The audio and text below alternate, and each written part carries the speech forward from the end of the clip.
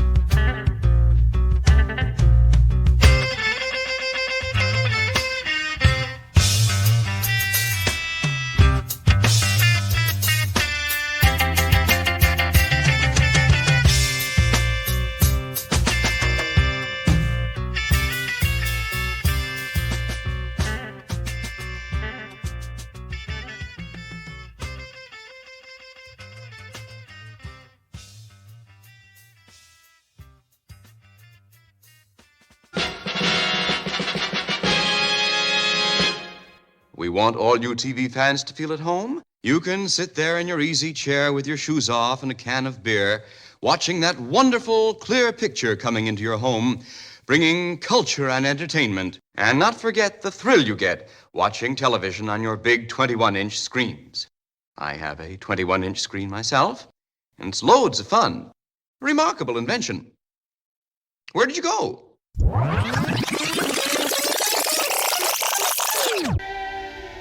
What is it you want? Just some money? We'll begin with a reign of terror. A few murders here and there.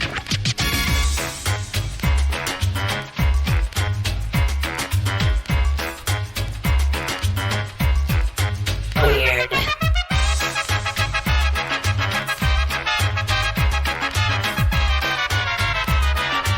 Don't be embarrassed about opening your mouth and letting rip with all you've got. Weird. Weird.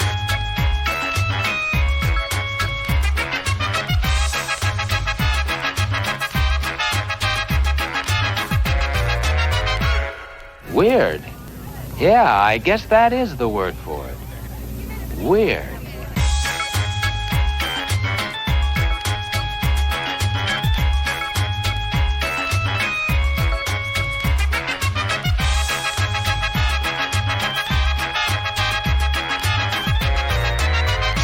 And now, maximum energy.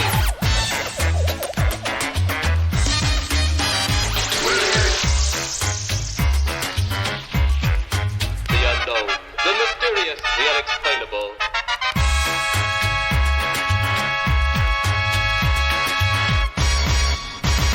Weird.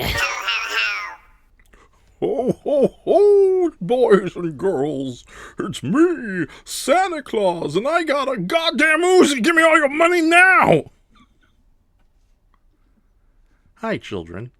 The night Santa went crazy. The night he joined the militia. Oh, I'm gonna invade this house through this chimney. Oh, crap, I'm stuck. Oh, my God. No, no. Next morning, we found him. My God. I trust people enjoyed that little addition I made to the intro. I was not able to hear it, but I did not pipe in during the intro. So you need Really? to share the audio. Oh, darn it. Yeah. That's right. I did not do the share screen because something always goes wrong on 1% Weird. And speaking of which, hey, Brayton, how you doing, my friend? Ho, ho, ho. It's the season. Mm-hmm. 'Tis the season, as For- Dickens would say. Yes, for depression, greed, and murder. For tonight, it is Deck the Vaults. Tonight on 1% Weird, we're having a double feature of, let me just put the little Cash on Demand and The Silent Partner. And Brayton, since you will be in charge of all Christmas programming this month, both here on Percent Weird and any other stream we may do, For better and worse. For better or worse, please explain to us what Deck the Halls is about. Deck the Vaults? Deck the Vaults, yes. Deck the Vaults. What is it about, sir? Deck the Vaults, my friend, is a 30-second pun that I came up with in a fleet of panic. No, it's the Christmas season. You know, there are a lot of well-tread Christmas movies, but to shake things up, I thought we would begin with two very gripping, economically filmed crime capers set at the Christmas season from two different countries. The great land of the UK, Britain, a Hammer film, and the one I'm really excited about, from Canada, Canada itself, starring Elliot Gould and Christopher Plummer. And yes, Deck the Vaults. We're all hurting for certain in the wallet this time of year, and that's because Santa comes through the vaults and steals everybody's credit union money. That's how I figured, anyway. Yeah, that's. Hey, you asked. Yeah, that's my conspiracy theory too. So. Because we all know Krampus died heroically fighting Germans in World War II, but of course America, in its ignorance and stupidity, likes to cover that fact up. Yeah, here we go. Yeah. I'm saying some of the greatest mythological figures never get their heyday. Yeah. Remember? Come rally, comrades. Yes. No, if you think about the Krampus only punished like the most evil and horrible children imaginable, so why would the Krampus be serving the forces of evil? Wouldn't he be technically a good guy? Just Batman to Santa Claus's Superman? I don't know how to answer that with any kind of certainty. Okay, yeah. Yeah, so we did Cash on Demand last Christmas here on Percent Weird, but it was one of those... Without me. Yes, without you. But it was one of those streams where no one really attended, and we also paired it up with an SCTV. Oh, that's right. It was the SCTV Christmas special, one of the Christmas specials. The one with Freddie Malden, like I think it was Freddie Malden getting his camera crane. Well, it's brilliant because the second film after Cash on Demand tonight features, I don't think we're going to name who, it'll be a surprise for people, but it features a very famous SCTV alum that people will get a kick out of in a bit role, in a non-comedic role. Oh, nice. Yeah, I won't spoil anything, but you can't miss him. That'll narrow it down. Is that a reference to his size? He's big in all of our hearts. Okay, he's departed us recently, but yeah, it'll be like candy seeing him. A candy indeed. cane. Roly-poly train, like as roly-poly as a train or a plane or an automobile, huh? Or even an automobile, yes, indeed. Yes, indeed. Okay, so yeah, ladies and gentlemen, yeah, so tonight we're doing a couple of Christmas crime capers, or CCC. And speaking of terrible abbreviations, Cash on Demand sometimes goes by an alternative title of COD. But which is also Call of Duty. Yes, Call of Duty, yeah. And that's another problem with this movie. This is honestly a really good movie that I discovered about 2 years ago. I introduced Brayton to it, and I've been kind of slowly introducing it to other people. And it is one of those film noir movies that can easily double as a Christmas film. But if you have no idea or have never seen Cash on Demand before, you're in for a treat, and we're going to just let you go in cold. Me and Brayton have seen it before, but we're definitely going to talk at length about it when it's over, hopefully. Yeah. Yes? No, I said yeah. Okay, cool. do you want some background? I kind of did my due diligence here. Oh, yeah. Go ahead, my friend. To set it up a little further, Cash on Demand is a Hammer film. Most people obviously associate Hammer with the gore and the grandeur that is the Hammer monsters and horror films, which we showed one of this past Halloween. Mm-hmm. But if you think that horror really was all that came out of that studio, you're kind of sorely mistaken or missing out.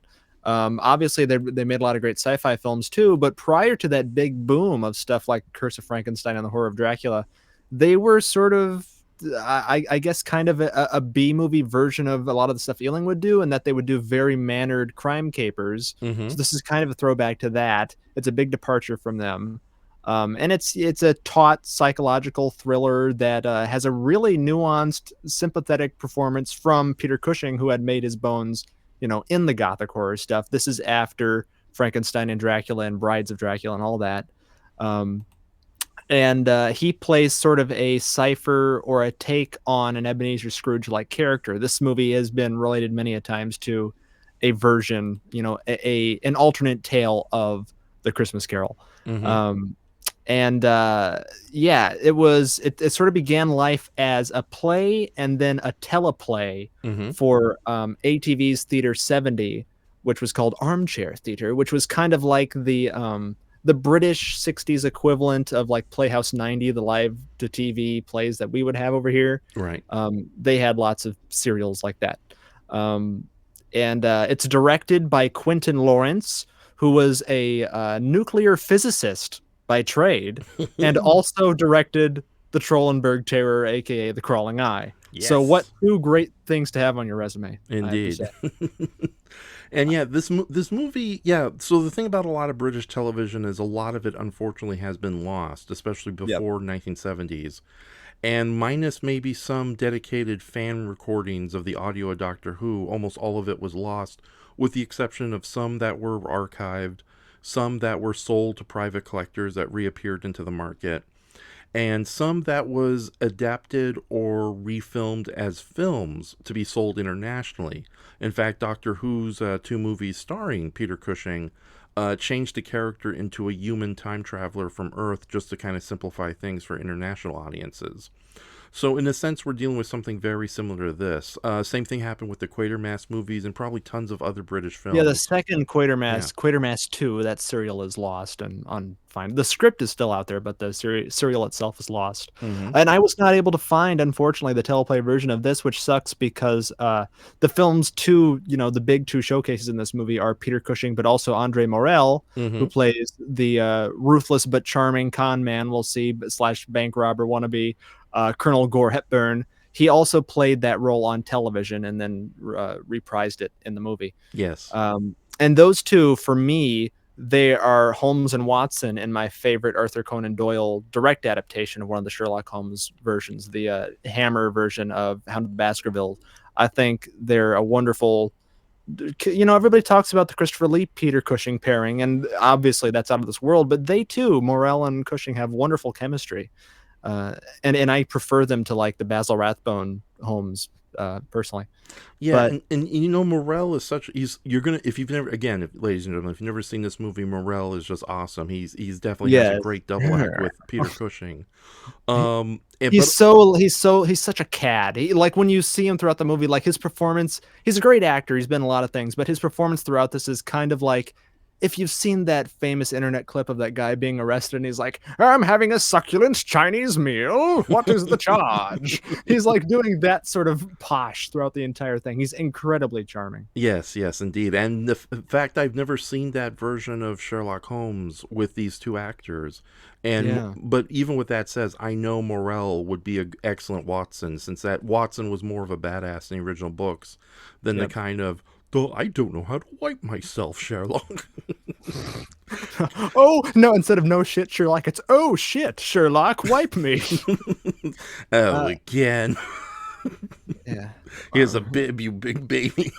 Raf, it's already become a brown Christmas. But anyway, no, so this being adapted for the big screen was kind of done with very little alteration. You'll see it's a very sort of stripped down story. The plot unfolds almost entirely within the confines of the bank, which creates like a claustrophobic atmosphere that heightens the tension, and it's very economically filmed on a shoestring budget, like all of Hammer's films were.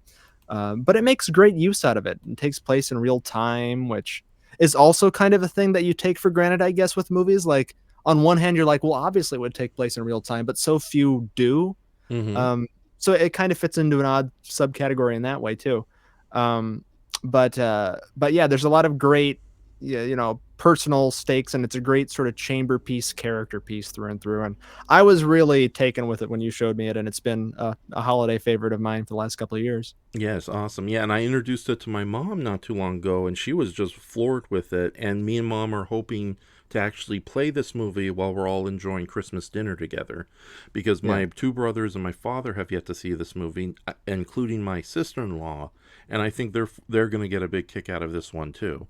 And ladies and gentlemen, like I said, if you've never seen it, we're not going to say anything else about it. It's a really good movie. It's one that's slowly gaining popularity since it was kind of not refurbished, cleaned It was up. restored. It was restored and then released by Kino Lorber and has been making the rounds. Eddie Muller of Noir Alley on TCM. That's one of his holiday showings. He shows on there every year, so he'll probably do that this year. And it's become like on, across the internet. It's definitely gotten the buzz as like an unfound gem. Yes, and also we have to thank Sony Entertainment for starting the restoration as well. So yeah, there's a lot of cooks in the pot, but this time it worked out beautifully. And a lot of crooks in the plot. Oh, there we go. Yeah. Oh, they want money. It wasn't a pun, it was a play on words, but I'll take that. It's the next, play on words deserve the pun button. A lot of great Hammer stalwarts and regulars, too, you'll see in the movie, too. Richard Vernon and Norman Bird and just British character actors, all of them.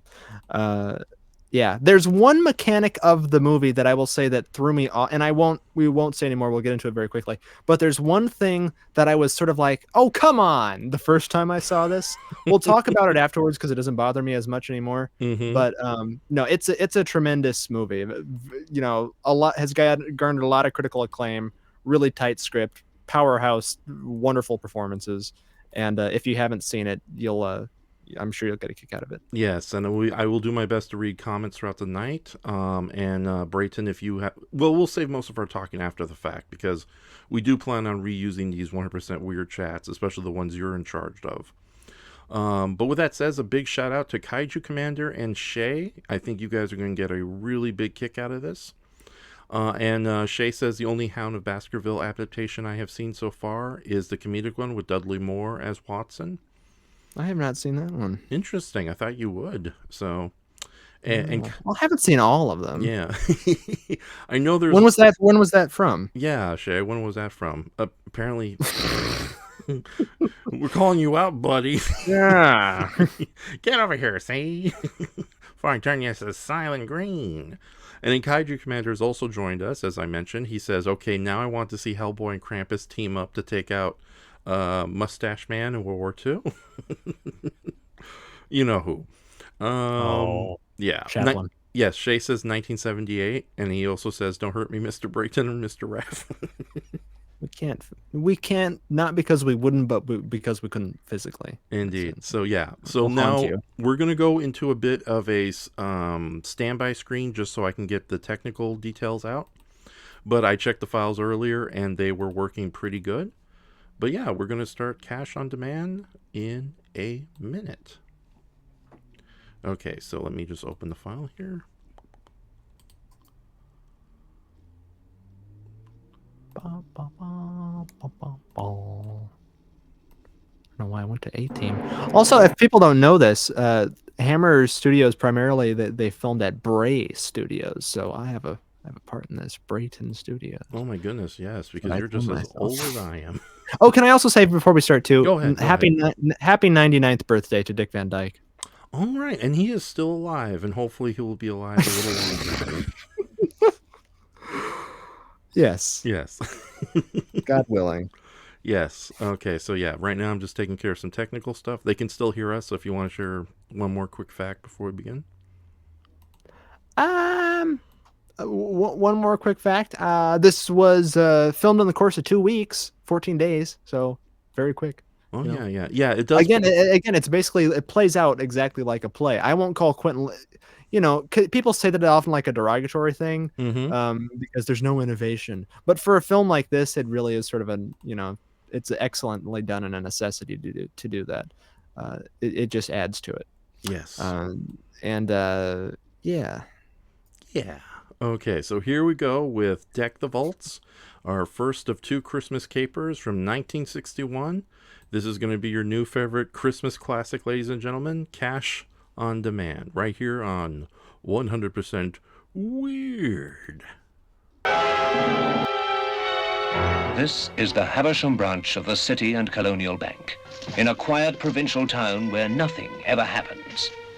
But about 10 o'clock on the morning of December the 23rd, as these doors are open for business, the most startling, terrifying 2 hours of this man's life will commence. I walk into this bank this morning, hand a card over the counter, and immediately I'm shown in here and left alone with Fordyce. I could have stuck a gun in his ribs as soon as the door closed. If I may say so, sir, you don't look much like a gunman. What does a gunman look like? Like this? Don't do anything, Fordyce.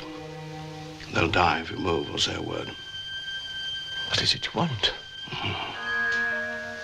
Just some money.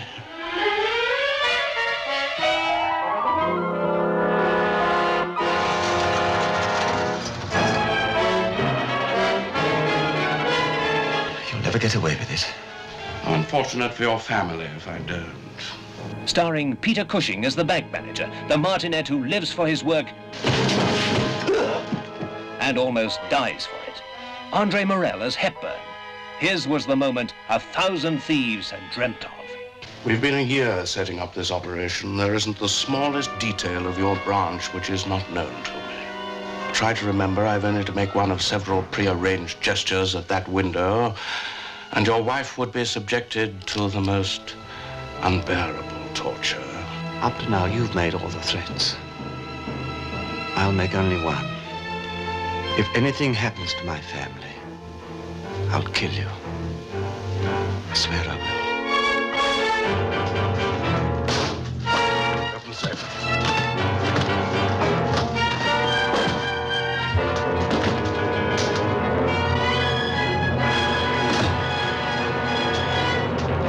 Deal the door!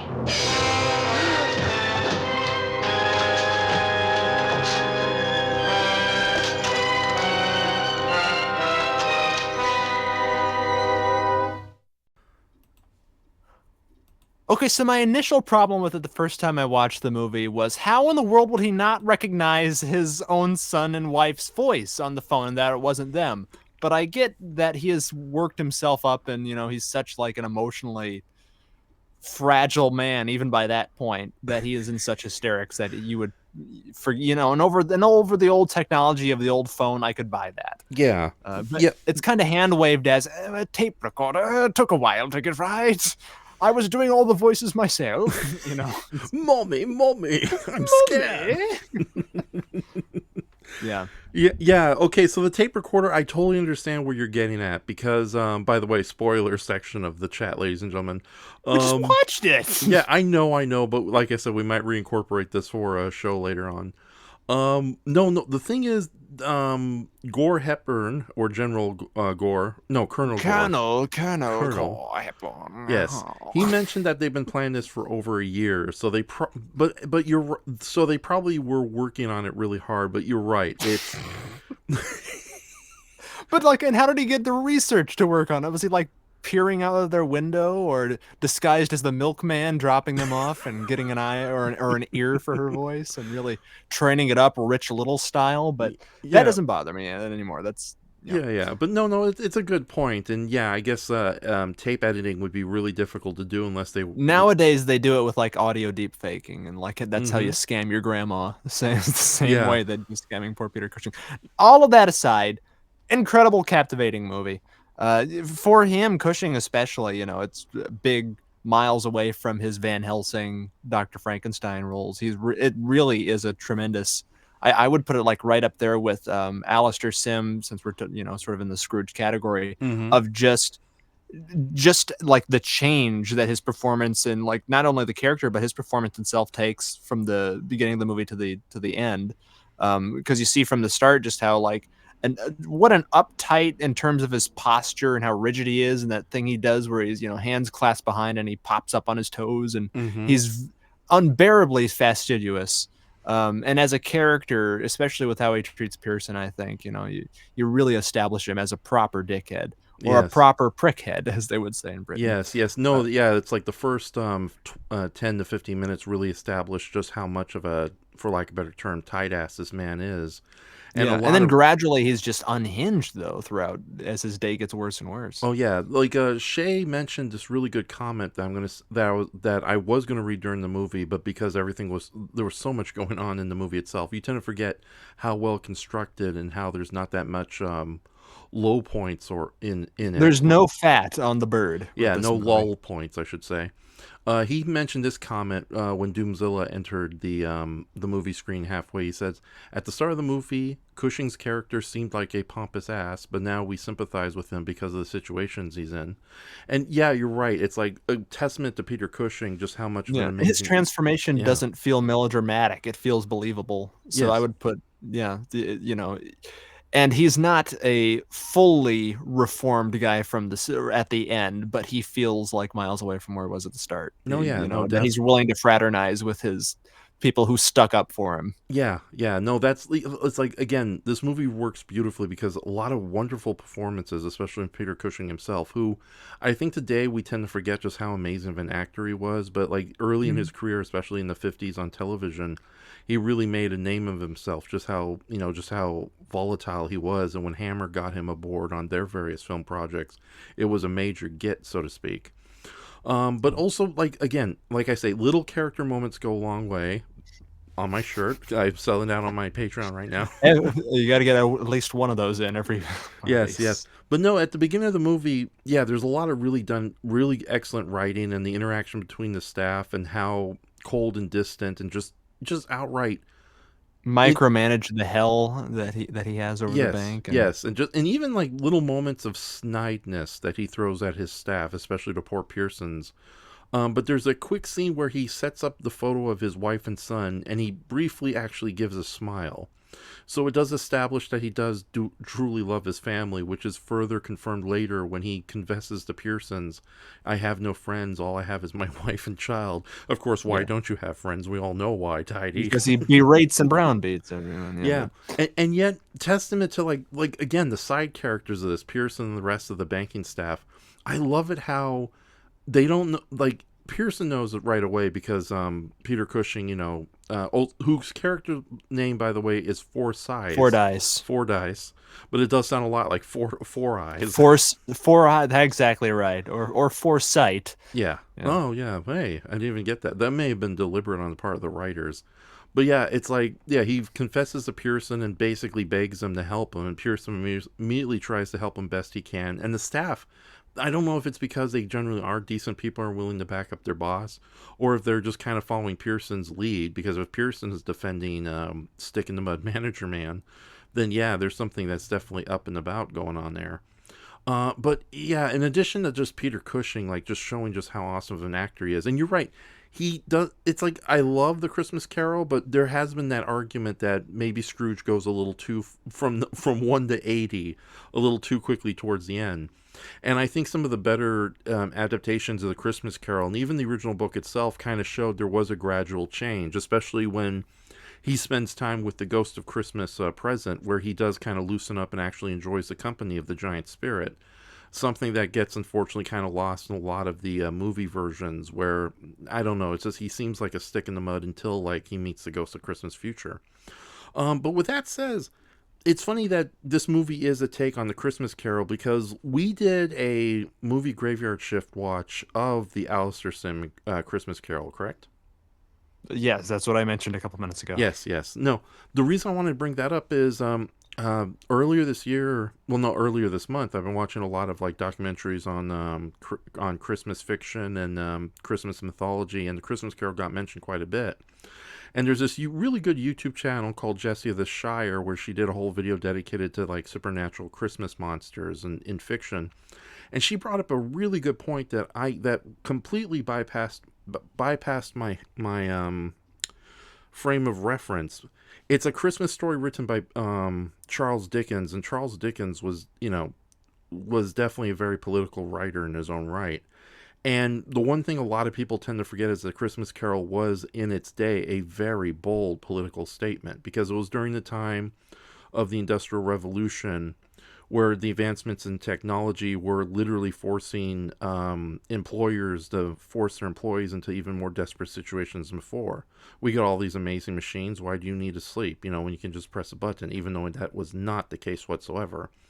And that kind of inhumanity between the rich against the poor, the working class, was one of the big inspirations for The Christmas Carol, because it is a story about a miser who is forced to look not only inwards to himself and his own past, present, future for humanity, but the humanity in other people. And I think that is something that unfortunately gets lost in a lot of Christmas Carol tales. But this one, though, yeah, I think this one is just so wonderfully well done, so sincerely done, that I can't get really cynical about it, because I think, I don't know, it just has a great, balancing of all the different elements that makes this movie work so well. And it is, what's the terminology? A boiler, A pot boiler, a pot chamber boiler. piece. That's what they call these things.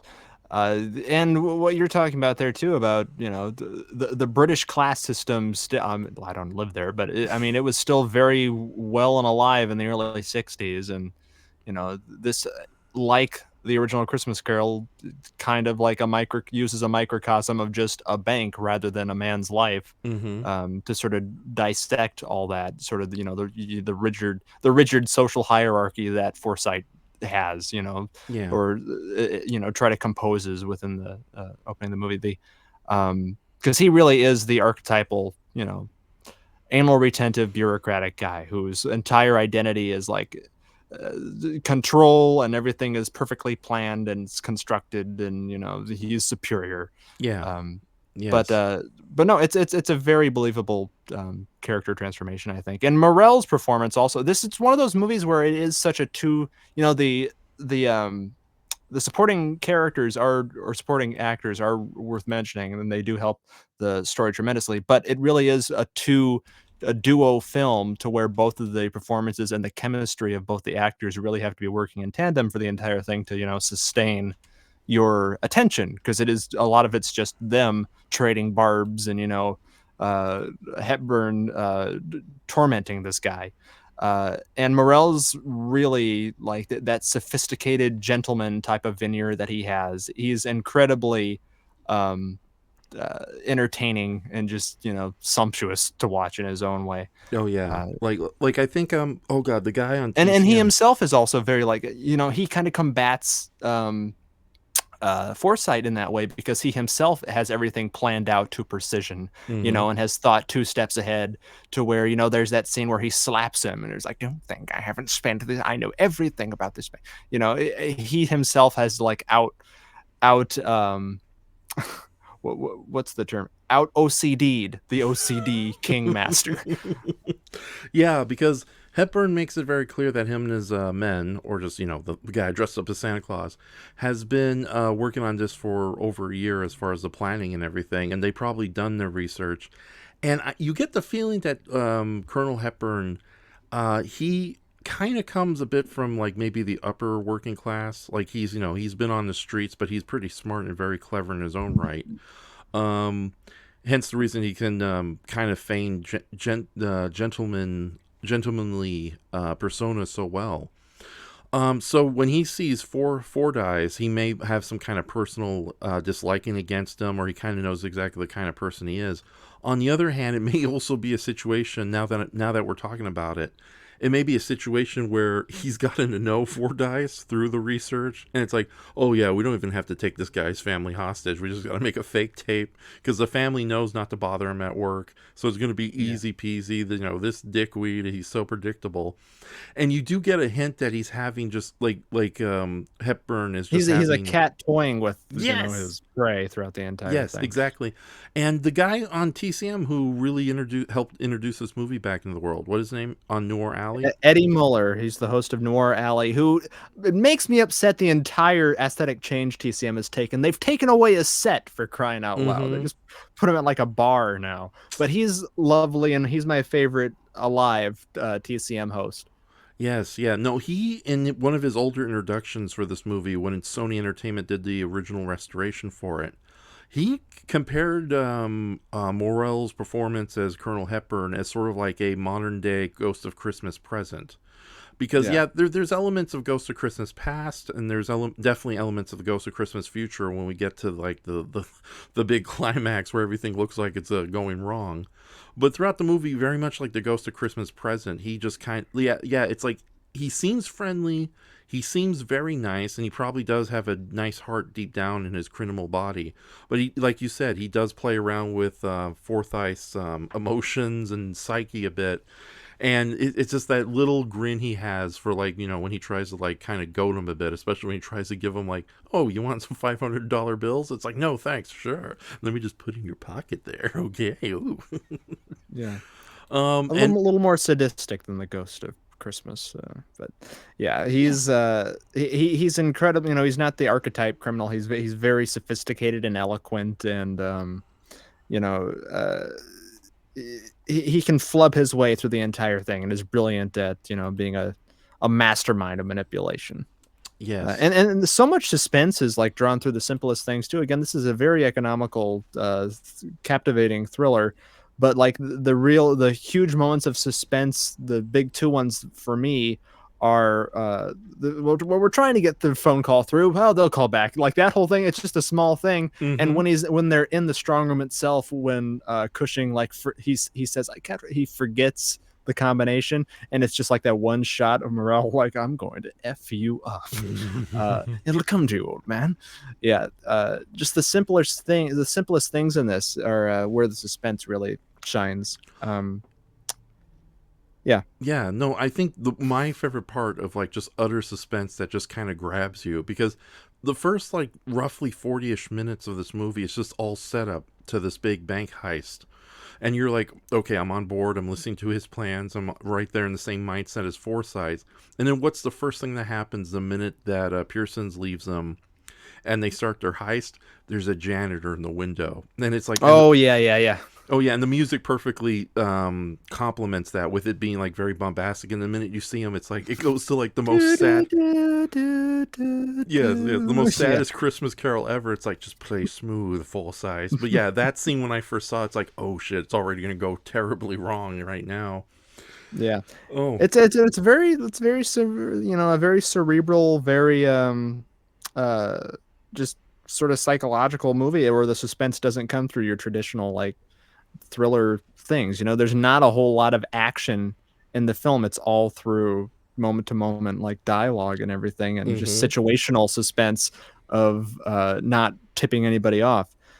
But yeah, I think the movie, like, another thing that I was kind of thrown off from the first time I saw it too, is the movie kind of wraps up very, very neatly for me, but almost too neatly, where like he immediately at the end, you know, would he as a character immediately take pity on Forsyth, saying, "Oh, it's not him. I use better men than him." You know, once he sees him crying. Yeah, but no, I was gonna say I can totally buy Forsyth, Peter Cushing's character, instantly loving his staff, you know, for kind of backing him up, and you know, and now that he's kind of out of the clear, and I think, but yeah, you're right. Him kind of being a little forgiving of Colonel Hepburn is a little too much. Although, again, it was Colonel Hepburn, after having one last little sadistic play with him, who basically confesses, no, it's like he was not a part of the heist at all, so to speak.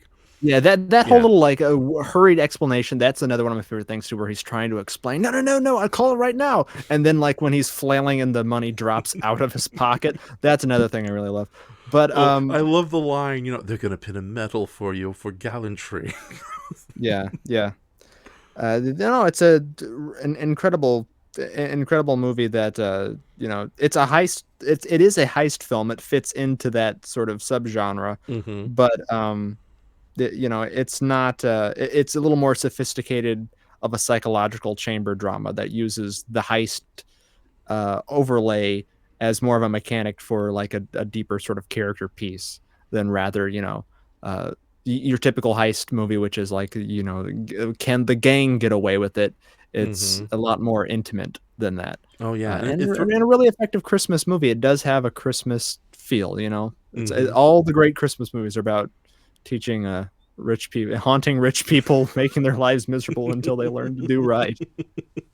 So. Yes, and I think this one does it beautifully. I want to give a shout out to our two detectives. First off, we have Sergeant Collins, played by Charles Morgan. I just love that voice. It's like, is everything okay with you, sir? You know, I don't know. It's such a fun impression. But, you know, it's funny. If Colonel Hepburn is our ghost of Christmas Present, then Kevin Stoneley as the Detective Inspector Bill the Bulldog Mason is probably the ghost of Christmas Future, because he just comes in all in black with that incredibly stone face. Well, you know, and a booming dubbed voice. Yeah, exactly. It's like, is this your Colonel Hepburn, sir? Yeah. Yeah, because, yeah, it's like, and it's funny, too, because everyone in the chat were, like, kind of, like, I don't want to say panicking, but they definitely were, like, commenting a mile a minute. It's like, oh, no, it's getting bad. Oh, no, it's becoming the Twilight Zone. Oh, my God, it's going to end well. Like, even with, I think, Doomzilla and Kaiju Commander think it was going to end on a very bleak note. But to read this quick comment from Kaiju Commander, it's pretty amazing how the story leads you to think things are going one way and then it goes the other way completely. Yes, so, but yeah, no, it really was a great movie, guys. Thanks for sharing it with us. Oh yeah, and we're about to watch another possibly great movie, one that I have not seen, but Brayton has seen. And I will confirm that it is a great movie, and that is The Silent Partner, which has a similar theme, done in a far more audacious, almost like Canadian Giallo type of way, with a Christopher Plummer at his maniacal best, but a similar sort of situation of a bank teller being brought into a heist. But Elliot Gould is a little more corruptible or dubious in his own way. He may be skimming things from the top as well. So yeah, two absolutely fitting movies, though. I think you'll see. Everybody brace their eyes. Raf, you might have to throw up a censor bar at one point. There is approximately 1 minute of lady parts. Yeah, but yeah, that's no. I've prepared a image for it. But Christopher Plummer gets nude. Yes, Chris. Yeah, it's gonna be Needful Thing. Okay, Was he in Needful Things? Huh? That was Max von Sydow. Oh darn it! I keep getting those two mixed up. Yeah, sorry about that. Yeah, it'll be you got to make a Knives Out or a Sound of Music pun. The hills are alive with the size of that guy. With the size of the ass. Yeah. Now everyone look at my giant... Oh, wait, no, I'm still doing Max Al Shadow, damn it. Okay, so we're going to go into a roughly 10-minute intermission. Just to ask you, Brayton, ahead of time, is the trailer for Silent Partner very spoiler heavy? No, it's actually a very affecting trailer. Okay, excellent. Yeah, because we'll play that just before we come back.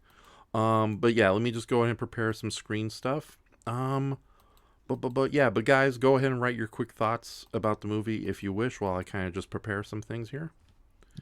Really remarkable psychological thriller, I think. Very much a hidden gem. One of Peter Cushing's career best performances. Andre Morel, absolutely scene devouring, nuanced bank robber antagonist, and a real masterclass in just like how much psychological tension they're able to string out of like just the mundane things. It's a really effective, limited resource, exceptional result type of movie.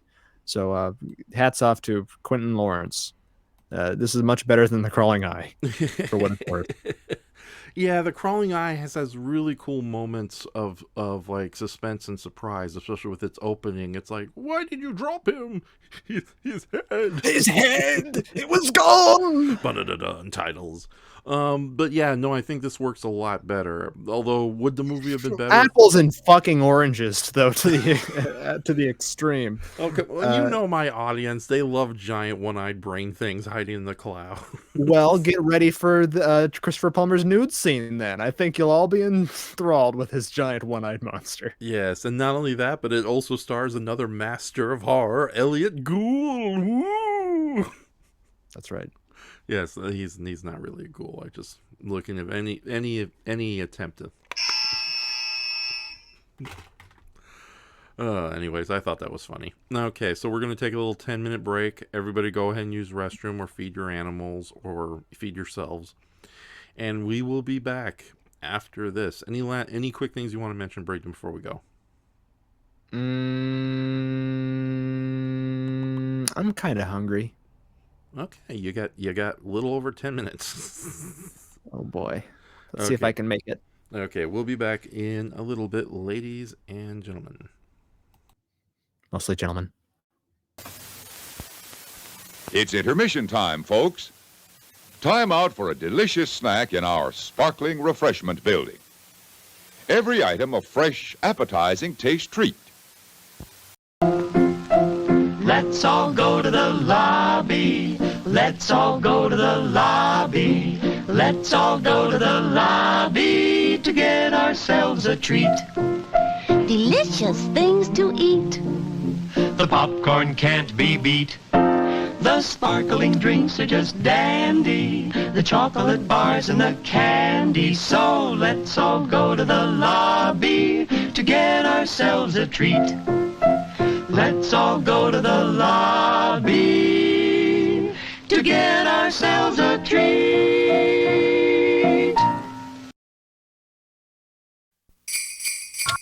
Next Friday, TNT faces the challenge of space exploration in 3 movies. Message from Space, They Came from Beyond Space, and The Wild, Wild Planet. Experience the horror. Don't touch it. Why not? I'm not certain, but don't touch it. The conflict, and the fringe benefit. She's 100% woman, and she's also 100%.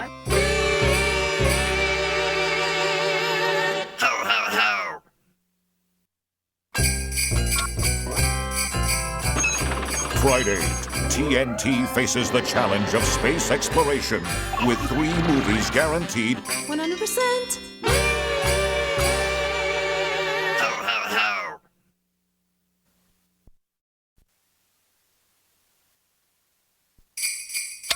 Next Friday, TNT says a great big howdy to our hillbilly friend. I don't even know what's going on. I don't know if this is a joke or what. See Lolly Madonna XXX, The Moonshine War, Moon Runners, and Bayou. There's a fella in here who wants me to whip him with a big old stick. Is that the same price? Same price. It's pure mountain madness when TNT goes 100%.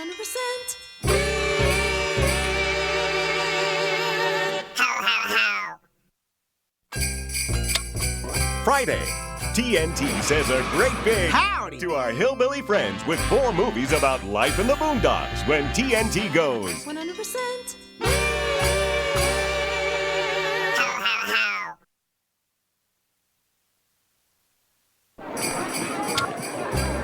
Next Friday. Attention! Attention, everyone! TNT says hats off to Hans Conried. It's a problem that every great man faces. With the 5,000 Fingers of Dr. T, the Phantom Toll Booth, and the Twonky. And a hacksaw. We can't keep our Hans off of him. Let me see your fingers, lad. Are they limber? Are they happy? 'Cause he's 100%.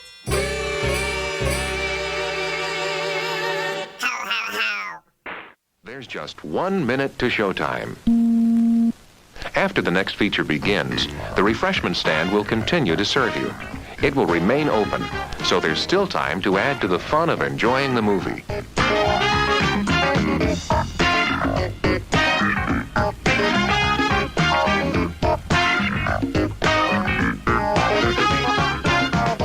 When the show is over, please remember to place the speaker back on its stand. If the speaker is accidentally broken, please let someone at the refreshment stand know about it. We appreciate your coming out to the drive-in tonight. When you leave, please drive carefully. We hope you'll come back again soon.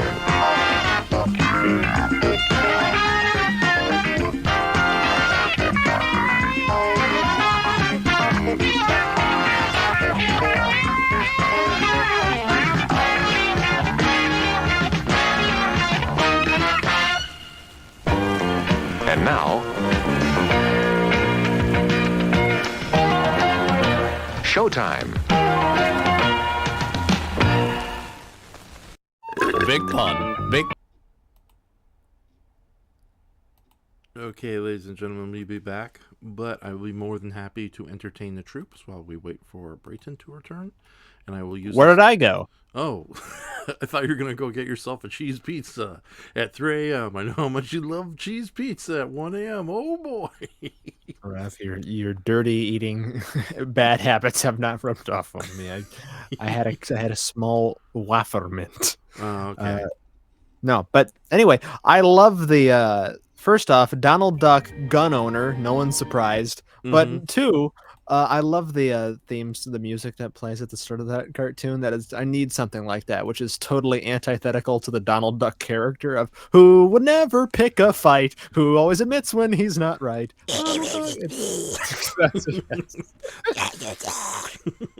Yeah, that was a great cartoon though. That kind of had a lot. Well, obviously classic Disney, you know, but it had that sort of battle of the behemoths, Warner Brothers cartoon kind of flair to it. I really like that. Yeah, and also I tend to forget this. Like no offense to Warner Brothers and its more artistic backgrounds, but I forgot how nice the Disney backgrounds often were in these short films.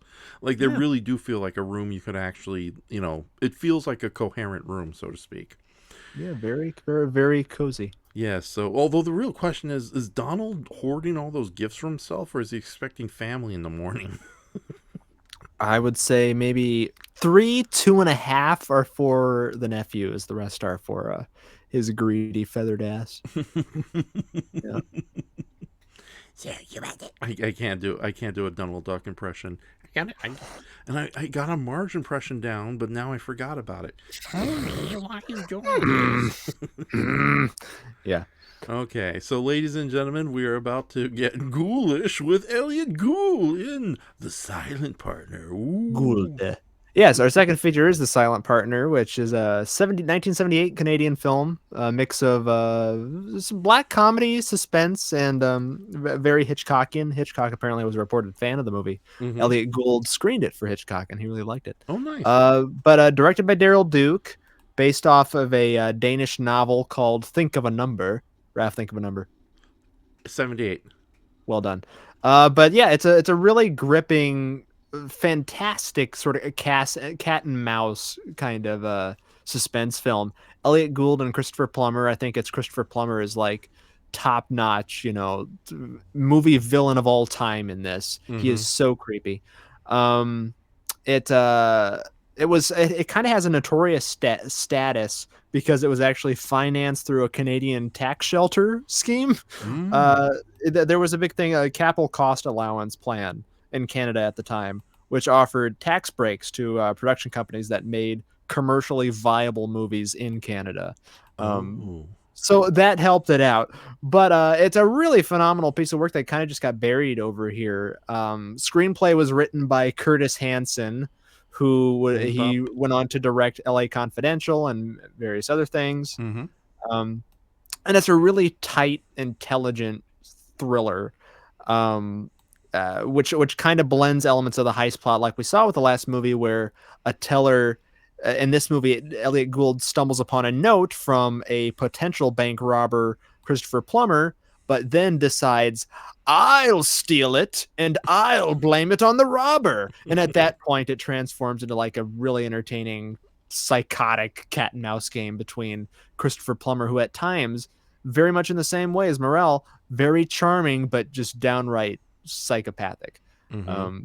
Elliot, another probably, you know, at one of his career bests, and definitely Elliot Gould's, for me anyway, one of his very top favorites. He's an interesting, definitely an interesting actor. We don't see any Elliot Goulds these days who can look like that, be that sort of neurotic and eccentric, and still be a leading man. Yeah. I pine for those days.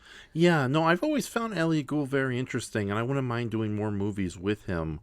But yeah, no, he's always, it's weird. He does have that kind of like, this guy shouldn't be charming, yet he's charming. I know. Like, he really does look like an everyman. Like you would run into him at the 7-Eleven, and he's sort of like, he's eccentric and he's sort of sheepdogish. He's brilliant in The Long Goodbye, which is the Robert Altman 1970s update of the Philip Marlowe detective story. But anyway, and Christopher Plummer, who I we all love, he's very regal, and even though some of us confuse him with Max von Sydow, that's not a bad confusion. Oh yeah, and my favorite Christopher Plummer movie is The Seventh Seal. Oh my god, he's so good in that one. Oh boy. I hate when he got killed at the start of Force Awakens though. What a waste. Yeah, tell me about it. So, but no, seriously, what a waste. Yeah. But anyway, no, he has that again, you'll see in the movie. He's very elegant and also sadistic. And his character is Harry Reichel in this. Yeah, I think you'll all you'll all see what I'm hyping up about it. And I won't spoil the SCTV cast member, though I kind of alluded to it. Well, it has Elliot Gould, so I'm gathering it's a Dracula. Woo! Wouldn't that be? It is not him. Okay. No. But yeah, it's still kind of cute to see him. And you and I also talked about mall movies just privately, like our favorite movies with a mall setting at its center. The bank is in a mall in this, and this may be like 2 or 3 my favorite mall film. This and Mallrats side by side. No. But yeah, no, it's it not a box office smash in its day, but like Cash on Demand has garnered, at the time even it received critical acclaim, but over the years has garnered a big cult status and earned a big following over the years. And I think hopefully this stream will make that movie equally as awesome. So, well, it may put some stank on it. We'll see. Okay, so now Brayton, will you be around to warn me just before the nudity begins? Because I have the anti-nudity card ready. Yes. I will warn you when it is coming. Okay, excellent. So, yes, but no, Yeah. this is my first time seeing it, so I think we're not going to really riff through this too much, but I probably will end up going like, oh my god, no, what is that? Oh my god, what was that? Yeah, I don't know. A pirate's going to jump out of the ceiling. Oh my god, there's going to be when did I say pirates are going to attack? Didn't you think a pirate was going to attack Art Carney and going in style? In Las Vegas? Right, yeah. Oh man, a ninja's going to throw some dust in his eye. You're going to get eaten by alligators for no reason because they're alligators. I will promise you this. I will promise everybody in the audience, because this is a lot more on the exploitation kind of side of things, like and unlike a more classical like almost at times funny moments throughout this movie. It's deliciously weird. I will promise everybody as well 1 decapitation. So you're welcome. Oh, nice. Yeah, because we're okay with extreme violence here on 1% Weird. It's the nudity that Twitch has problems with. So. Exactly. That's like the human story through art and through the ages. Like violence, anything goes, but we shudder at a breast. I think Mark Hamill came up with like one of my favorite quotes of that. Like you can cut off a breast, but you just can't kiss it. Is like by the way, I don't think we're ever going to be doing Nightmare City on this channel, by the way. What about Slipstream? Oh, you got. Wait a minute. Is that the Mark Hamill time chases after an android in the post-apocalyptic future? Yeah. Oh my god, it's so sad. I know that movie. I'm kind of interested to see it because Muldoon is the android. But we'll see. That's an odd one. Maybe we'll do that for like bittersweet 80s post-apocalyptic nights that don't have Mad Max in it. Okay. But yeah, this is definitely though, preamble aside, very unique movie. Has great energy, and it's one of those on the edge of your seat type of films that I really love. And, yeah, happy to show it. Happy to watch it with you all. Awesome. So yeah, from 1978. 78. Oh wow, that's a weird coincidence. Here is The Silent Partner, and we will talk more about it after the show. BDD.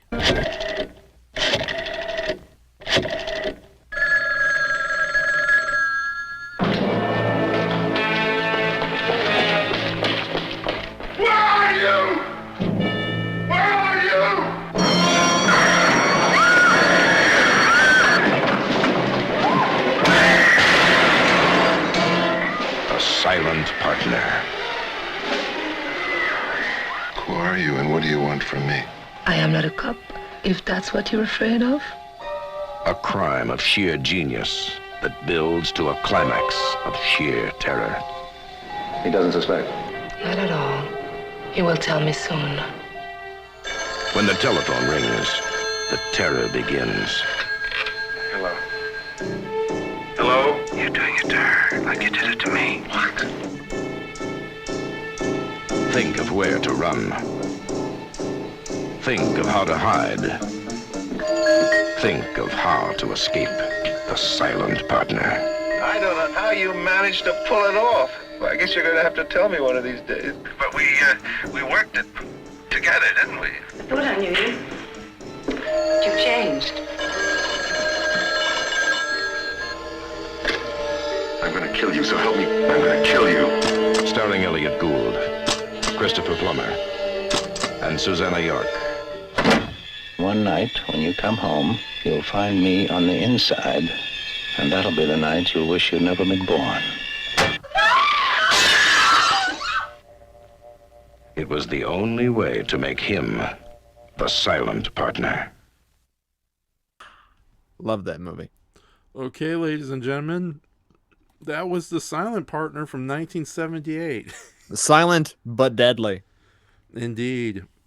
I think if I have if I have a really weakness for I mean crime movies and thrillers and stuff is probably my favorite genre, but if I have a weakness for a subgenre of that, it is the very Hitchcockian ordinary person making a criminal decision that then, progressively entangles them in like a thing that gets away. Yeah, it's this sort of simple plan thing where the crime doesn't come because Miles his act isn't his what's like the noir version of like a call to action, like a call to criminality. It's not like a grand mastermind plan, but it's just like a calculated opportunist type of risk that he takes. Yeah.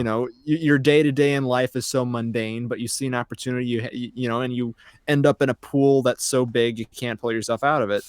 And I like that sort of thing. It sort of serves as like a moral tale and a righteous thing because they usually doesn't pan out. In this, it's kind of a sweet ending, but no, yeah, I like that stuff and I just like seeing characters sort of transform and break bad, if you will. It's very engaging stuff. But anyway, yeah, brilliant suspense, intricate movie. What do you think? What's your first reaction?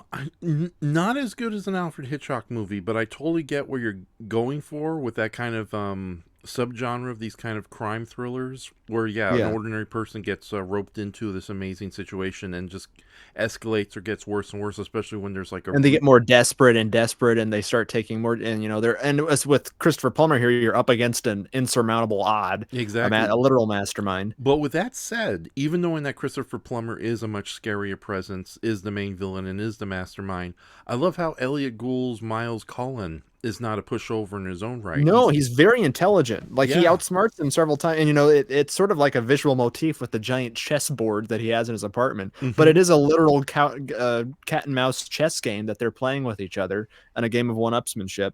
And he finally pulls the rug out from him at the end and gets it up on him. Oh yeah, absolutely. And again, I know you hated me using the term vibes, but this is also kind of an odd genre of suspense thriller where it's like there's a lot of like enjoyable downtime with the characters. Yeah, hangout time. There's a lot of that in the 70s where you're hanging out at a bar and you're drinking with people with bad hairdos, and this movie does have like a weird coziness factor for me. I know I find some of the weirdest movies cozy, but like the whole vibe of this film I really like. I like the sort of sterile, very old-fashionedness of spending time in the mall, but I really love the cramped, not especially fancy at all, kind of run down, but old style apartment setting and everything. This is a very sort of adrenaline pumping while also being mellow at times type of movie, and just has like a particular atmosphere that I really enjoy. Yeah, it's funny. It's also kind of almost like it's a romantic movie, isn't it? Because it's like, like honest, like God, I hate to say it. I think I was hypnotized by Elliot Gould's eyes when he was having a candlelight dinner with his second girlfriend. Oh God. Well, Elliot Gould, I think is like he is kind of hard to pin down because he has a really he has like a presence all of his own. Yeah, it's an odd charm, I think would be the best way to describe it. And this like it's a sort of, because at times he has like when he's pinned up against the wall, he has that neurotic energy, but otherwise he is sort of awkward and quirky and mild mannered.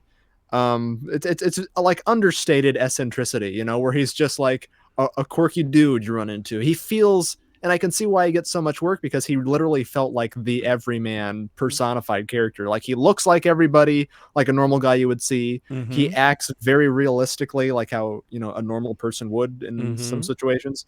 But he's also very charming, and yeah, he's a very smart character who devises, you know, an ingenious scheme that seemed ingenious, but, you know, again, just spirals and spirals. And oh yeah, but no, like I said, his character Colin, he definitely is very good at improv. He's very good at turning tables. The shoe is on the other foot, and the glove is on the other hand. Bada bing. Yeah, and it's all his appearances. You know, he's meek but surprisingly cunning beneath the, you know, his sort of averageness. Yeah, and he's good at like little elements of acting too. It's granted, Christopher Plummer, you know, runs rings around him, but it's a good double act, especially that great scene where they have a little confrontation after poor Aline dies. By the way, that's the one issue about the movie, and no, it's not because she's hot, Brayton, but Colleen Lomez as Aline. It's like, do you think the poor girl got it bad, so to speak, outside of the obvious fact that she got decapitated?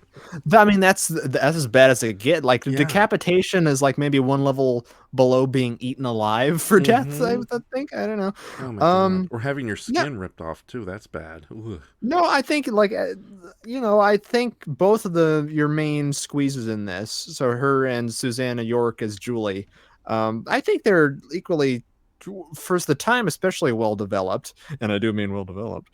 But no, what was the actress name? Celine Lomez again. She's. It's kind of like you can make a translation in your head of this being a film noir. You mentioned earlier, is she our femme fatale in the movie? She's really interesting. She's mysterious, and I think she adds another layer of just intrigue to the whole thing.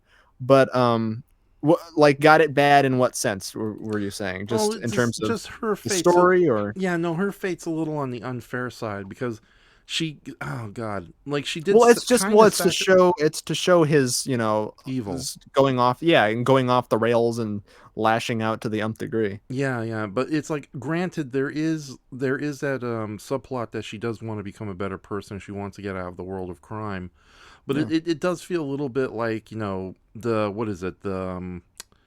fridging a female character just to advance the story of the lead heroes. And it's not as bad as I've seen it in like comic books and television shows. But it's like, yeah, I do feel a little sorry for her at the end. Granted, she was a bit of a ditz too. It's like I said, their little pre-bank heist thing wasn't working very well. It's like, you got to take this seriously. I can't. This rig.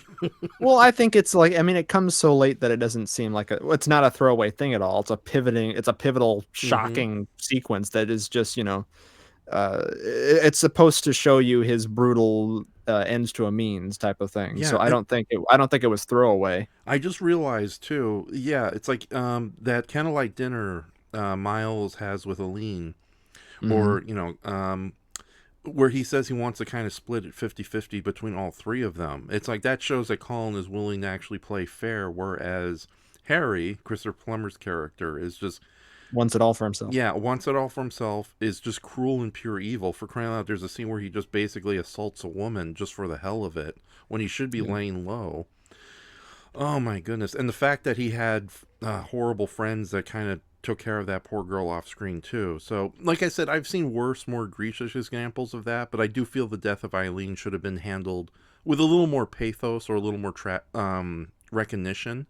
But I do see where you're coming from, that was sort of the final straw, and that really kind of sent Miles. Right. It serves a narrative purpose. It demonstrates Christopher Plummer's extreme, you know, dangerousness, that he eliminates, like, you know, he's willing to eliminate a threat to his plan, basically. Yeah. And it's a very disturbing, you know, scene. He's like, it's not, even after he's done it, and, you know, he goes off the edge, it is sort of a calculated thing where he doesn't just kill her in a moment of rage, but he also, like, poses her body and removes evidence. Like, it's really and then calls him. The phone call's creepy. Yeah, I think it all is in service of a narrative thing. Yeah. But anyway, though, I think she's a you know, a phenomenal point, or a phenomenal addition to the plot, as is Susanna York. who is Julie is very plays it with subtle intelligence, but that their relationship together feels to me a little more than just their basic romance trope type of thing. Oh yeah. She's observant and becomes aware of Miles's change by the end. Oh yeah, and Susanna York as Julie. Yeah, no, she definitely. Yeah, I liked her a lot. She was really cool, and I love that at the end. Yeah, it's like she knew about the plan and played along with it. Right. Oh my god, but yeah, also she has that meek exterior, but Mhm. she's not passive. So yeah, she's not passive, and she is intelligent. I do think that that's an accent. That's not a simple British accent. That's like a kind of a weird, deep European accent. With Julie, Yeah. with Susanna York, Yes. yeah, like a British Columbia, like there are Brits in Canada. Mhm. They have a history of that. No, she has a sweet voice and very attractive woman. Exactly. So yeah, but no, it's funny. A lot of attractive women in this movie, specifically Christopher Plummer, by the way. Oh god. Okay, so I'm gonna read this. Sound especially hilarious. Yeah, I'm gonna read this thing. Shay says it was a combination of me laughing at Christopher and Drag, and you're laughing. So because I was not expecting. What made it for me though was like obviously that's funny, like the visual of it, but like his commitment to it when he's in the bank of like floofing his hair and doing the like odd little ticks of his face. I would like to do it in a straw. Yeah. Come on, give me the money. Yes. More committed to that than Santa Claus. I know. Like with Santa Claus, it's like back off, kid. I gotta thing. Oh my goodness, yeah. But no, the end. It's like okay. First off, while I do love like despicable villains who get their comeuppance, I'm kind of at a point in my life where I don't like it when the villain is overly powerful, and I do like that Christopher Plummer is a scary, vicious, cruel threat. Sadistic, like he is legitimately unnerving. Like I think his performance in this doesn't get talked about just in the pantheon of scary film villains. I think it's really good work. Yeah, no, there are some scenes where he has an absolutely just cold stare to him. I don't want to call it inhuman, but it's definitely just heartless. But at the same time, I do love that his character is fallible. Again, that scene where our protagonist and antagonist meet each other shortly after Elliot just buried Aline's body.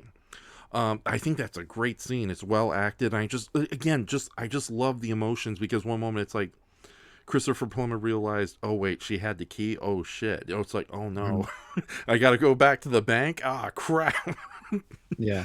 So yeah, no, I do love that there's a bit of fallibility to his villainy, and it just makes it more nuanced. Yes, and it also kind of makes the ending doesn't feel like it comes out of nowhere. It just feels like a great crescendo.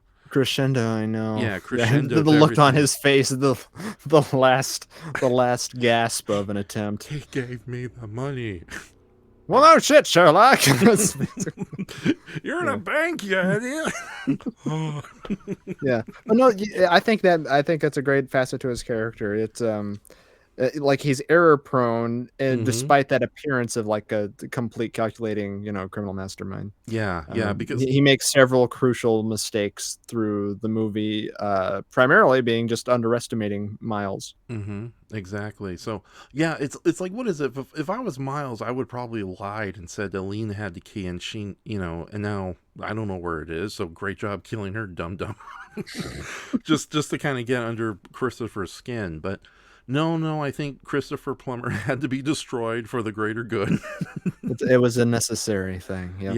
Yes. But no, it's like I knew he was going to be in a Santa Claus costume. It's like, I've never seen that before, but Christopher Plummer in drag and doing a fairly good job at it, I gotta say. Well, and you get a flash to like a flash forward, because in that scene where he does kill her, he is wearing the thickest of eyeliner I've ever seen, just flat out mascara. So, I mean, I don't know. He just had the face for it. He was a hunk of a man, a hunk of love. Oh yeah. But anyway, no, I think. But anyway, yeah. A lot of the people watching tonight's show was wondering they'd never seen Christopher Plummer this young. So, and this was like less than a year after he played the Emperor of the Universe. Yes, and Star Crash, yeah. Star Crash. And Sound of Music is 65, I think. Mhm. So yeah, that's a decade earlier, and I'm telling you, he is smoking in that movie. Yeah, We'll watch that no, in I January. think it's about time I watched Sound of Music. It's just I'm wondering. I think it might be a good 100% weird night. So Well, so no, because Sound of Music is like 3 hours almost, Raf. yeah, That's a big exactly, night. exactly. We can watch just that movie alone, and I think we'll be good. Well, if there's an intermission in the movie, we'll work out even better.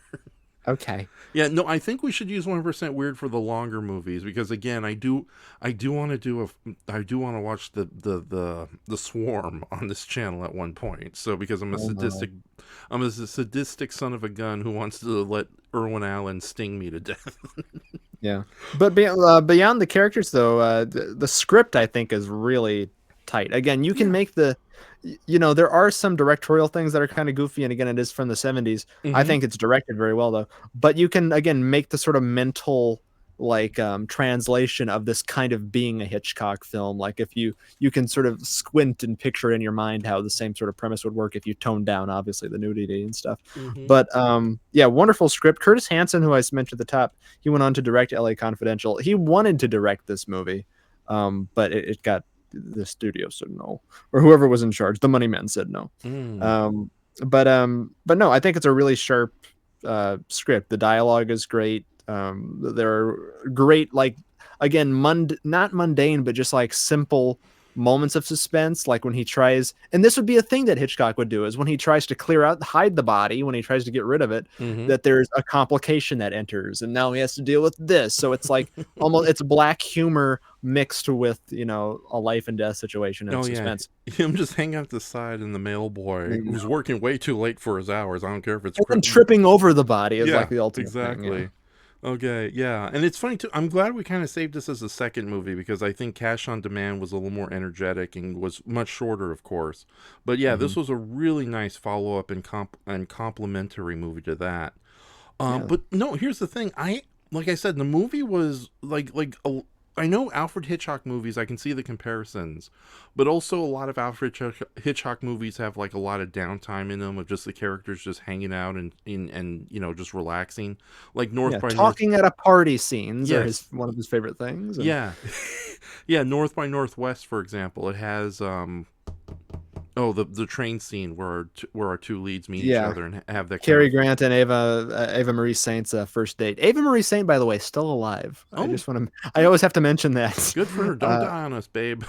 Yeah, exactly. She is the hottest Hitchcock gal in my opinion. But Oh, no, yeah. that movie is like full of those scenes and wonderful character extras, like all the people at the auction. I love. Mhm.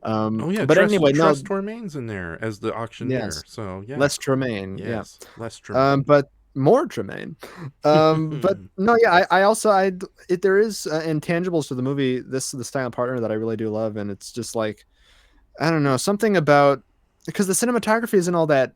I mean, it's serviceable, it's good, but it's not all that special. But just like you just want to like cozy up and cuddle with the sort of 70s Toronto aesthetic, where it like things are sterile and ugly and very brown, but there's just something so like huggable about it. No, I can't. that's what I was getting to, because I know the Alfred Hitchcock movies had a lot of downtime and featured a lot of like exotic locations or just really beautiful versions of existing locations. Right, Like, we're I just don't- gonna sit here for a while. Yeah, Those things. because I doubt the UN building looks that cool. It looks like the greatest hangout room ever in North by Northwest. With that said, though, yeah, this is probably like one of the few 70s movies I've seen where it has a sort of like city romanticism to them. I know that a lot of people like to make a big deal about New York movies that take place in New York, especially in the 70s and 80s, have that kind of New York romance to it. But no, this one, Yeah, and Toronto basically is Canadian New York, and literally, if you're filming for major studios here, who it's cheaper there. Yeah, no, But- I think I recognized some of the buildings from Yeti. Wait, that's Gotham. That's You Christopher think Nolan is here. Batman, I think Yeti. Yeah, two trains of thought. But Yes. no, yeah, the no, yeah, it's- it's very wintry and cold, but like very urbane and I don't know. It's hard urban. It's difficult to explain. But yeah, I know you said the cinematography isn't all that impressive, but I think the movie captures the vibe. and the So- atmosphere of 1970s Toronto so well that it almost is like you're watching a postcard come to life, and you just want to walk in and just enjoy a couple hours in there. I know. I want to go shopping at that mall. I know. I want to hang out at I that. hope it still stands. I want to Yeah. Google that after we're done. Yeah, that wedding on the beach, the really green park. You know, it's just there was like a lot of really cool places, and it's probably like the best advertisement for Toronto: decapitation, murder, and skullduggery notwithstanding. Yeah. Oh my goodness! But But yeah, no, I as just like a thriller movie, that being my bread and butter, this is like really high up for me. I think, Mhm. and like I said, I like the thing of an average Joe whose criminal scheme spirals out of control. I like that Miles isn't your traditional, because again, Elliot Gould is a good guy, but he's a leading man look, but also like mixed with a rumpled coat. He has that look to him too, where he's weathered and he's smoke stained. He smokes a lot of cigarettes, you can tell. now thinking, I hate to say He's it, but non-traditional, but in a good 70s way. in Disney's Cinderella, when they turn animals into human beings. Yes. Elliot Gould has that feeling like he's like a frumpy little animal who's turned into like a beautiful date for a princess or something. Kind of like like a marsupial, like I don't know, maybe like a gopher Oh my or God! something. Yeah, turned into a- no, he does look like a very handsome looking possum turned into a somewhat handsome looking man. There you go. He's got the charm of a possum. And Mr. Gould, if you're watching this, that's a compliment from my part, because I think possums are one of the coolest animals in the world. Yeah. Cheers no, to you, he's possum man. He is for me what makes a lot of him and Plummer make a lot of this movie work. But also the musical score by John Addison, the jazz performer, is very engaging and enthralling and Yes. playful and playfully menacing. It complements the film very, very well. Mm-hmm. But yeah, a real gem of a movie. Like I would think like of these two, this one's a little less known, and I think that's a shame that it's not more known as well. Yeah. It does have a Blu-ray and release by Kino Lorber. That's we watched the copy of tonight. Oh my God! Kino Lorber. This is their last weekend for their big winter sale, and this is where I get a lot of my DVDs for my family for Christmas. Yeah. But I saw The Silent Partner on Blu-ray for sale, and I was like, should I get it just for the hell of it? And now it's like, maybe next time. Yeah. Oh my goodness. But yeah, no, this was okay. You saying that this movie is not even that heard about. Yeah, I wasn't even aware this movie existed until you mentioned it. Nobody like, a couple is. of That's weeks what's fun. Yeah. I like this. I would put this on a list of like, if I were to make a big list of the greatest movies you've never heard of or whatever, this would definitely be on there. Yeah, it's like, what is it? The poster itself says a chilling story interwoven with comedy, sex, and terror, and I think that's the best way to describe this movie, because it is a crime thriller, romantic comedy. Yeah. Yeah. Oh my goodness. They don't really make movies like this anymore, do they? Oh, no, they don't. The Canadians, Yes. they pulled one out. Yeah. But no, yeah, great, entertaining film. Again, sort of keeping with earlier, the psychological thriller aspects of it. But yeah, pretty remarkable. Yeah. No, I really did enjoy this one quite a bit. One moment we might be hearing the Killers singing in a moment. Oh my God. Oh, what? It's a night of killer Santas. Of course we're going. I know. The Mormons attack. Yes. Yeah, I know exactly what we're going to leave this on. But yeah, let's see if there's anyone left in the chat. Shay says Sound of Music isn't really weird enough for 1%. I think it's considered... That's too prestigious, Raf. Well, it's a family of Swedish singers who battle the Nazis with songs. If you want a 3-hour musical that's weird, do Hello Dolly, which I would have to be present for to explain things, but I also don't want you to do. I know. Well, that's the thing. God, you couldn't get Carol Channing? I would have loved to have gone back in time and see her do the show herself. The one instance where somebody says you traded Carol Channing for Elizabeth Taylor, what the fuck? Or no, Barbara Streisand. Yeah. Like no. See, I say Elizabeth Taylor because like Hello Dolly is the musical Cleopatra essentially. Yeah, and that was also 20th Century Fox, wasn't it? Yeah, I don't say that lightly. Yeah, again, that's another thing we got to do more in the future. I want to see more of the 20th Century Fox filmography, but between Cleopatra, Hello Dolly, Dr. Dolittle, it's like, yeah, they just had those 3 flops forever scarred the company, and it Because just they were got so expensive and large and yeah. they were the Heaven's Gate of their day. Yeah, no, it's funny because a lot of older movies would usually make their money back in re-releases and television airings and merchandise, but famously, Dr. Dolittle has yet to make a proper cent back. So it's like that. There's a joke in the revival season of Kids in the Hall where somebody buys like a used VHS tape of Brain Candy at a thrift store. No, not at a garage sale. And it just cuts to a major corporation. It's like, Brain Candy's finally made its money back. With that says, though, I don't think Dr. Dolittle will do any good. So the Eddie Murphy movies did all right, though. Because, it's Eddie Murphy. Dream about the Robert Downey Jr. one. Yeah, is it really that bad? I've heard a lot of bad things about it. I've heard so many bad things that I won't want to stay away, so I don't know. But anyway, very successful night. We took a diversion because of the holidays.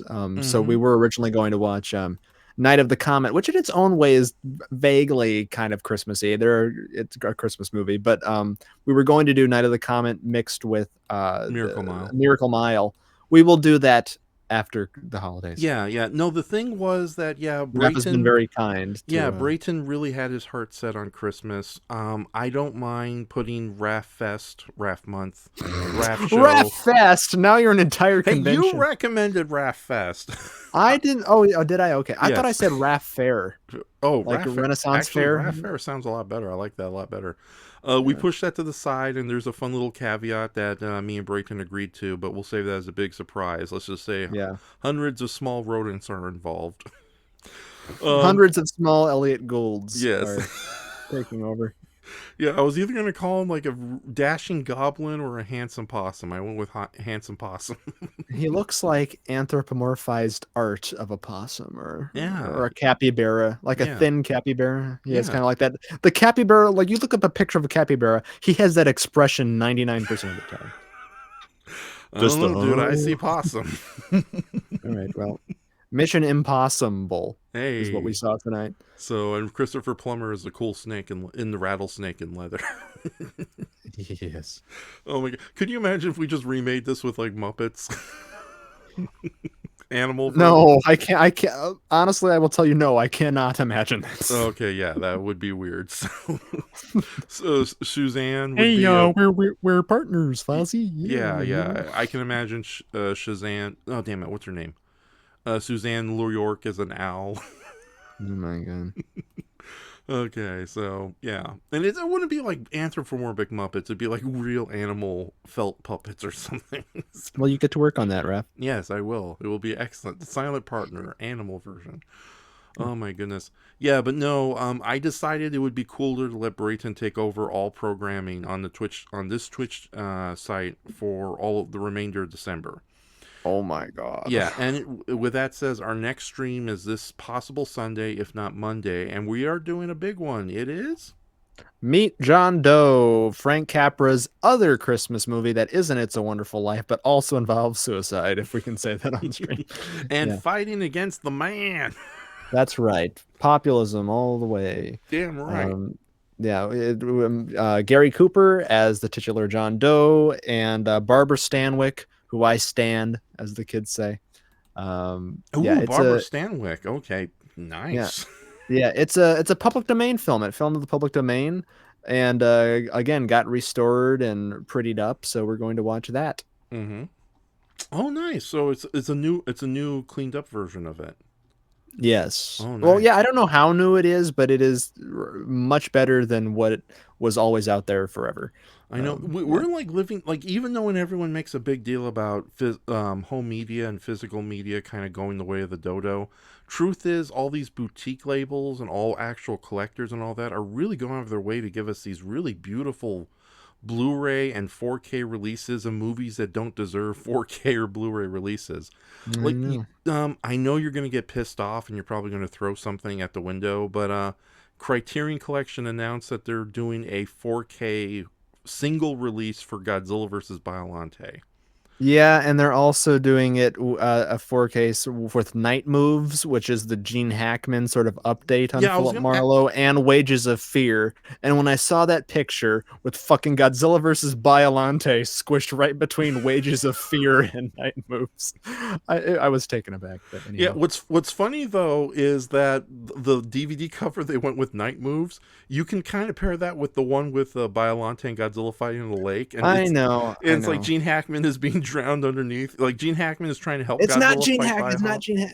It's not Gene Hackman. And then, but I won't spoil it because we might watch that too. But Okay. no, you can. I see how they could sit right by each other on your shelf. And Yes. Yeah. encourage that. Yeah, but no. Godzilla vs. Biollante, I think, is one of the greatest Godzilla movies ever made. It is a personal favorite. And of mine. Wages of Fear is pretty okay. Yeah, I actually do want to see Wages of Fear more so than I want to see Sorcerer. I remember I saw Sorcerer when I was like 8 years old, and I wasn't all that impressed. But then again, what? Sorcerer, Lagasp, Wages of how Fear? dare you? How dare you decry the good goddamn name of Roy Scheider? I've been working, by the way. We'll end this on here, maybe. But I've been working on I mentioned to you and Patrick in private that I can't really do a Roy Scheider impression. Mhm. I've been working on it. The downside is all I can say is his name, so it's Roy Scheider.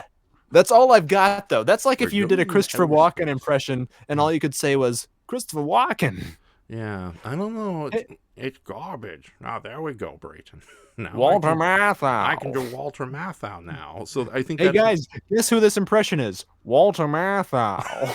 Well, gee, let me think about it. Yeah, no, I can't do a Walter Matthau impression unless I say it's garbage. And now the door has You're been gonna be opened. having dinner with Cage Dalowitz. You darn idiot.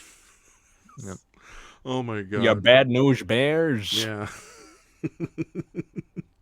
And yeah, Shay, that's your favorite movie too. So, but no, I do like that the Criterion Collection is doing these beautiful. No, it's not just Criterion, but just all sorts of different film labels are doing these beautiful re-releases. And I know the foreign market is more open to restoring and filling a lot of their film releases with bells and whistles. It's just I just think the mainstream markets and more so the corporations are kind of leaning away from DVD. But as long as we have our boutique labels, as long as there are serious collectors, while it does suck that a lot of these movies will just get like limited releases for various reasons, it's still awesome that they're not forgotten and they're not going away anytime soon. And it is nice that Kino Lorber is sort of like the cheap man's Criterion and some of the wonderful movies they've released too. So I can't believe I got myself the special edition of Deep Star 6. Okay. Okay, so yes, we're doing Meet John Doe Sunday, if not Monday if we miss our mark. And what will be the next 100% Weird, Brayton? Or do you want to keep that a surprise?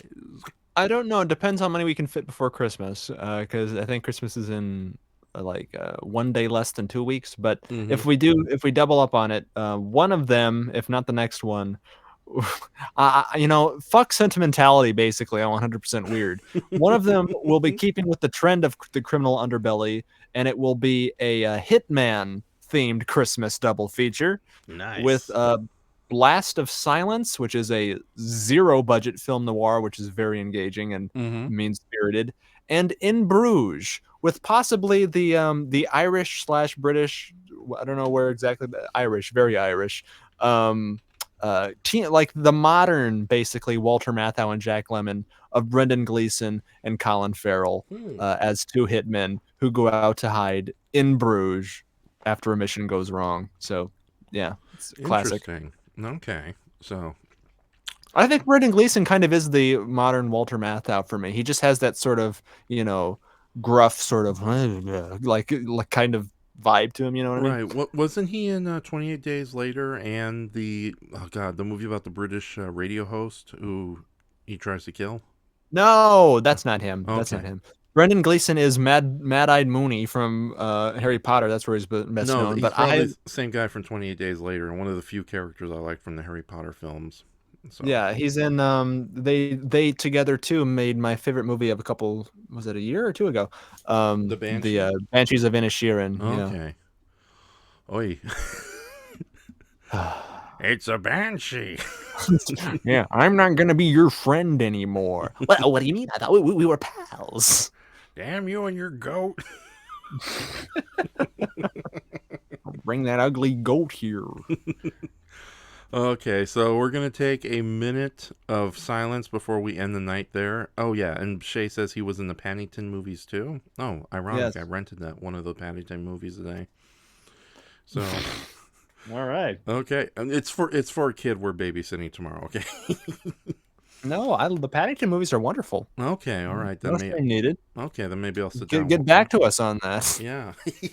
I've only seen 3 movies. Silent Partner, Paddington, and let's say the third movie is Nymphoid Barbarian Sorcerer Hell. Oh, okay. All right, yeah. What were you going to say? I was going to say Sorcerer. You made that. Oh, yeah, that too. I thought that's a great gallery. Okay. Good night. Good night, folks. Merry Christmas to all. And God bless. Deck the vaults.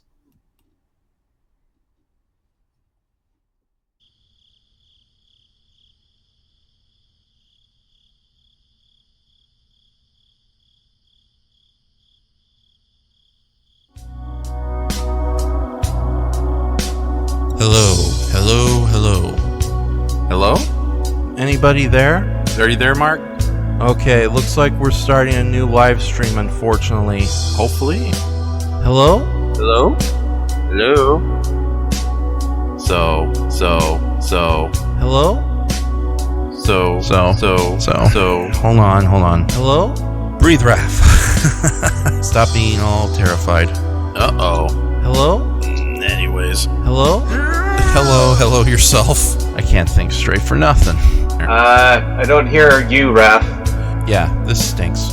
You don't hear me. Oh my goodness. Holy crap, I'm coming I was through. getting stuff set up. Alright. I can hear you when... Yeah. This always happens. Like last show, this happened as well. Technical difficulties of the show. Can you hear me now? He's typing. Checking I was about to say, the God damn button. it, Raf, did you accept Sandy? Hello? Can you hear me now? No, I can't. Okay, can you guys hear So how me? you doing? I see your artwork a lot. Dear listeners, Hello? not sure what Raf has planned for us tonight, as this was a kind of sudden and short notice, but I'm sure you're in for a treat. Hello?